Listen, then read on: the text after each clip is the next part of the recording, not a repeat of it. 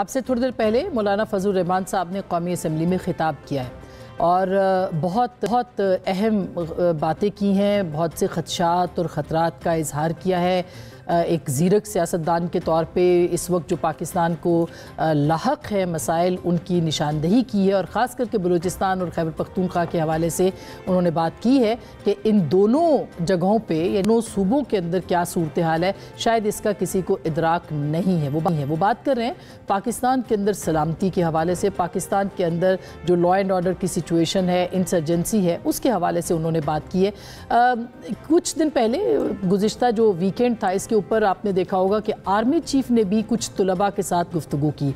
एक तो उनका इंटरेक्शन जो तालिब इल्म है उनके साथ बढ़ गया है और ये जो खुसूसी गुफ्तगू थी इसके अंदर उनका मौजू ख्वारिज और पाकिस्तान को जो तालिबान से ख़तरा है, तहरीक तालिबान से, उसकी उन्होंने निशानदही की और काफ़ी देर तक उन्होंने इस मामले के ऊपर जो है वो बातचीत की है। वो क्या कहा उन्होंने स्टूडेंट्स के साथ बात करते हुए, उसको हम आपको सुनवाते हैं, फिर इस पर बात भी करेंगे, ज़रा सुनिएगा।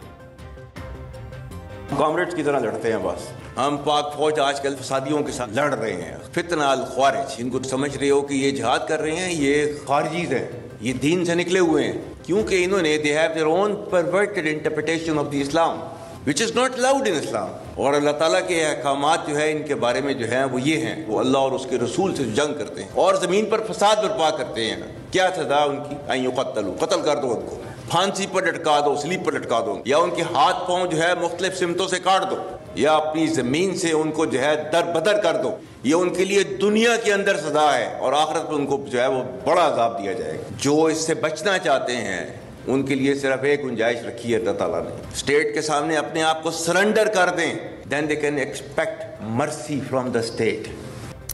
स्टेट के सामने सरेंडर कर दें ताकि उनको मर्सी मिल सके, रहम हो सके। और इसी सिलसिले में आपने देखा होगा कि कुछ और डेवलपमेंट्स भी हो रही हैं अफ़गानिस्तान के हवाले से ख़ास करके। और कल एक अक़वाम मुत्तहिदा की कुछ दिन पहले एक रिपोर्ट भी आई थी जो कि बहुत ही अहम रिपोर्ट है और इसको पाकिस्तान के आवाम के सामने रखना बहुत ज़रूरी है। ये तकरीबन कोई 35वीं रिपोर्ट है जो कि जिसमें ये कहा गया कि TTP के पाकिस्तान में हमलों में हाल ही में बहुत तेज़ी देखने को मिली है। ये अक़वाम मुत्तहिदा कह रहा है, ये पाकिस्तान खुद नहीं कह रहा, ये कोई और मुल्क नहीं कह रहा, बल्कि अक़वाम मुत्तहिदा की ये रिपोर्ट है। और ये कहा गया कि इसे काबुल से माली और लॉजिस्टिक रिपोर्ट जो है वो मिलती है, यानी हर एतबार की जो रिपोर्ट ताउन है वो काबुल से मिलता है, अफ़गानिस्तान से मिलता है। और फिर ये भी कहा गया कि अफ़गानिस्तान में TTP की हैसियत और ताकत में कोई तब्दीली नहीं आई। पाकिस्तानी हुक्काम माजी में कह चुके हैं कि TTP की सफ़ों में तकरीबन 10,000 दहशतगर्द हैं। रिपोर्ट में जो ये तमाम जो टेन्योर था, ये तकरीबन 1 जुलाई 24 से 13 दिसंबर 24 तक का ये दौरानिया है, जिसके दौरान ये रिपोर्ट जो है वो अहाता करती है मामलात का। इसके मुताबिक, रिपोर्ट के मुताबिक ये भी कहा गया कि 600 से ज़ायद हमले जो हैं बशमूल अफ़गान, जो इसमें जो हमले हुए हैं पाकिस्तान के अंदर, वो अफ़गान सरजमीन से हुए हैं। और फिर TTP के सरबराह नूर वली महसूद के ख़ानदान को माहाना 3 मिलियन अफ़गानी यानी कि $43,000 की रकम माहाना मिलती है। नवंबर 2022 में TTP और इस्लामाबाद के दरमियान एक नाजुक जंगबंदी का जो मुआहिदा था वो भी ख़त्म हो गया था। और आपको याद होगा कि एक मुआहिदा जो था वो पहले हुआ था जिस पे पाकिस्तान तहरीक इंसाफ की हुकूमत थी और अजवा और जनरल फैज़ भी उस वक्त थे। और ये मुआहिदा जो था, इसके बाद कुछ लोगों को यहाँ पर उनकी सेटलमेंट के हवाले से भी खबरें आई थी और ये कहा गया था कि दहशतगर्दों को यहाँ पर लाकर बसाया गया है। ये भी आपको बताएं कि पाकिस्तानी फ़ौज, ये रिपोर्ट कहती है कि तकरीबन 383 फ़ौजी और 925 दहशतगर्द हलाक होने की खबर वो खुद दे रहे हैं या बता रहे हैं। और TTP जो डेंजरस पार्ट है, इसका बहुत ख़तरनाक हिस्सा बरसगीर पाक व हिंद में TTP, अफ़गान तालिबान और कायदा के दरमियान ताउन में इजाफ़ा हुआ है, जो तहरीक जिहाद पाकिस्तान पर के परचम तले काम कर रहे हैं। सो मेरा ख्याल है कि ये बहुत अहम बात थी जिसकी निशानदेही आज मौलाना फजल रहमान साहब ने की है। इसको कैसे आपने आगे बढ़ाना है, इसके लिए कितना पॉलिटिकल कंसेंसस की ज़रूरत है, किस तरह से आगे बढ़ना चाहिए पाकिस्तान की पार्लिमान को, सियासी जमातों को,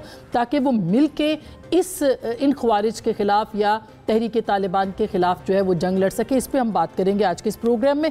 इसके साथ साथ वर्ल्ड बैंक की तरफ से भी 20 साल के बाद कोई दौरा हो रहा है जिसमें कि 40 बिलियन जो डॉलर्स हैं वो पाकिस्तान को इमदाद 10 साल में 20 बिलियन डॉलर्स के हवाले से सरमायाकारी है, मुख्तलिफ जो क्लाइमेट चेंज के हवाले से जो प्रोजेक्ट्स हैं उनके हवाले से कहा जा रहा है कि ये पाकिस्तान की तारीख में सबसे बड़ी इन्वेस्टमेंट होगी। इस हवाले से अगर ये इसके ऊपर आइडेंटिफाई कर देते हैं और ये वक्त यही करने के लिए पाकिस्तान आया, इसकी क्या अहमियत है इस पर बात करेंगे। दूसरी जानिब अगर हम पॉलिटिकल सूरत हाल की तरफ आएँ, पाकिस्तान तहरीक इंसाफ जो बिलाशुबा पाकिस्तान की मकबूल तरीन सियासी जमात है, इस सियासी जमात के अंदर अब इख्तलाफात जो है वो जन्म ले चुके हैं। एक तरफ शेर अफजल मरवत साहब का निकाला जाना और उनका फिर जिस तरह के बयानात उनके सामने आ रहे हैं उसके हवाले से, दूसरी तरफ पार्टी के अंदर जो मुख्तलिफ ग्रुप्स बन गए हैं और ये ग्रुप बंदी कितनी ख़तरनाक है पाकिस्तान तहरीक इंसाफ के लिए, क्योंकि इमरान खान साहब चाह रहे हैं कि ईद के बाद जो है वो तहरीक शुरू की जा सके। तो क्या इस ग्रुप बंदी, इन इख्तलाफात, इस तकसीम के बाद